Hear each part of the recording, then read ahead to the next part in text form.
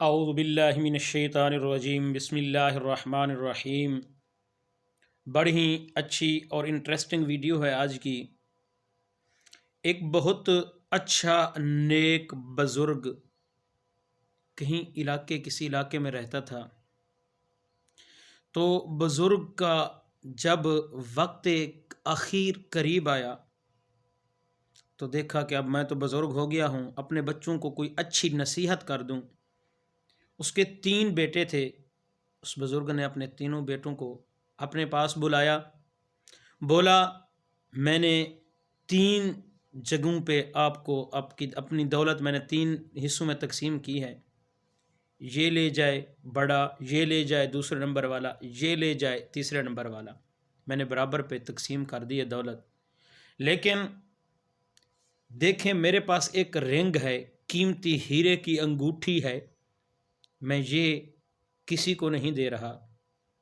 یہ رنگ، یہ انگوٹھی میں اپنے اس بیٹے کو عطا کروں گا جو اپنی زندگی میں سب سے اچھا کام کر کے آئے گا میرے پاس، مجھے آ کے بتائے گا کہ میں نے فلاں کام بہت اچھا کیا ہے اور مجھے بھی اس کا کام اچھا لگا، تو میں اپنی قیمتی رنگ، قیمتی ہیرے کی انگوٹھی اپنے اس بیٹے کو عطا کروں گا۔ چلے گئے سب بیٹے اپنی اپنی جائیداد لے کر۔ تو سب سے بڑا بیٹا چند دنوں کے بعد اپنے والد صاحب کے پاس آیا اور آ کر بولا، ابو جان آپ نے ہی کہا تھا کہ جس کا کام مجھے بہت پسند آئے گا، زندگی میں جو بڑا اچھا کام کر کے آئے گا اور مجھے اچھا لگے گا تو میں اپنی قیمتی ہیرے کی انگوٹھی اسے عطا کروں گا۔ ابا جان میں نے ایک کام کیا ہے، میری نظروں میں وہ سب سے اچھا کام ہے، اگر آپ کو اچھا لگے تو وہ قیمتی انگوٹھی ہیرے کی مجھے عطا فرمائیں۔ تو جب والد محترم نے اس سے پوچھا آپ نے کیا کام کیا ہے، اس نے کہا اے ابو جان میں ایک پل میں سے گزر رہا تھا تو میں نے عجیب منظر دیکھا، ایک عورت، بوڑھی عورت ہے، تو اس کے ساتھ ایک بچہ بھی اس کی انگل میں ہے۔ اچانک وہ بچہ گرا اور دریا کے اندر چلا گیا، تو میں نے چاروں طرف دیکھا کوئی بھی نہیں تھا بچانے والا، تو میں نے اپنی جان کے اوپر کھیل کر دریا کے اندر میں نے چھلانگ لگا دی، تو میں چلا گیا اس بچے کو پانی کی لہروں میں سے بچا کے آیا اور میں نے اس خاتون کو دے دیا۔ اس میں سے میں نے کوئی لالچ نہیں رکھی، میرا رب جانتا ہے میں نے کوئی غلط سوچ نہیں تھی کہ مجھے انعام ملے گا، مجھے اکرام ملے گا۔ دیکھیں میں نے کتنا بڑا اچھا کام کیا ہے، اب اس انگوٹھی کا حقدار تو میں ہی ہوں۔ اس کے ابو نے کہا نہیں، آپ کا حق بنتا ہے، آپ کا فرض بنتا تھا، جب کوئی نہیں تھا بچانے والا تو آپ مسلمان ہونے کے ناطے آپ کا حق بنتا تھا، آپ نے بہت اچھا کام کیا ہے۔ میں کہتا ہوں آپ نے اچھا کام کیا کہ آپ نے ایک انسانی جان کو بچایا، لیکن میری نظروں میں یہ کام اچھا نہیں ہے، جو مجھے اچھا لگے گا میں انعام اس سے دوں گا۔ تو چند دن گزرے، اس کا دوسرا بیٹا آ گیا، ابا جان میں نے ایک اچھا کام کیا ہے، اگر وہ میرا کام آپ کو اچھا لگے تو یہ ہیرے کی انگوٹھی آپ مجھے عطا فرمائیں۔ والد محترم نے پوچھا بیٹا آپ نے کون سا اچھا کام کیا ہے؟ تو بیٹے نے کہا ابا جان فلاں شخص نے، فلاں علاقے کے رہنے والے ایک آدمی نے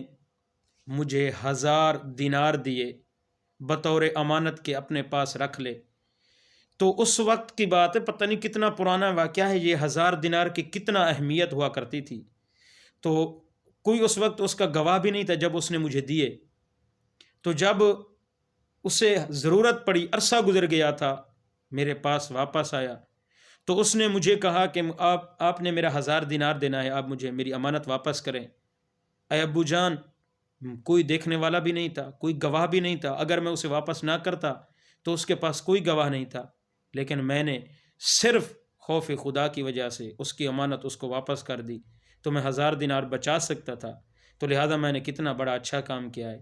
تو اس کے والد محترم نے کہا بیٹا آپ نے کوئی بڑا اچھا کام نہیں کیا، آپ نے سب سے بڑا اچھا کام یہ کیا کہ آپ نے ایک امانت میں خیانت نہیں کی، یہ تو آپ کا دینی فریضہ بھی ہے، آپ امانت میں خیانت نہیں کر سکتے۔ بے شک اس کا گواہ کوئی نہیں تھا، لیکن رب تو گواہ تھا، وہ تو دیکھ رہا تھا نا آپ جب اس نے آپ کو 1000 دینار دیے تھے، بیٹا جائیں آپ بھی اس انگوٹھی کے حقدار نہیں ہیں۔ چند دن گزرے، اس کا سب سے چھوٹا بیٹا تیسرے نمبر والا آ گیا اپنے والد محترم کے پاس، آ کر کہتا ہے ابو جان ایک کام میں نے بھی کیا ہے، میرے 2 بڑے بھائیوں نے آپ کو بتائیں کہ انہوں نے اچھے کام زندگی میں کیے ہیں، لیکن کام میں نے بھی ایک اچھا کیا ہے، لیکن میں انگوٹھی کی طلب نہیں رکھتا۔ میں آپ کو یہ نہیں کہتا کہ میرا کام اچھا لگے تو آپ مجھے انگوٹھی عطا کریں، لیکن آپ میرا کام سن لیں۔ والد محترم نے کہا بیٹا بتائیں آپ نے کون سا اچھا کام کیا ہے؟ ابو جان، کافی عرصے سے ایک آدمی سے میری دشمنی چل رہی تھی، اور وہ شخص ہر جگہ پر میری بے عزتی کرتا تھا، میرا سب سے بڑا دشمن تھا میری زندگی کا،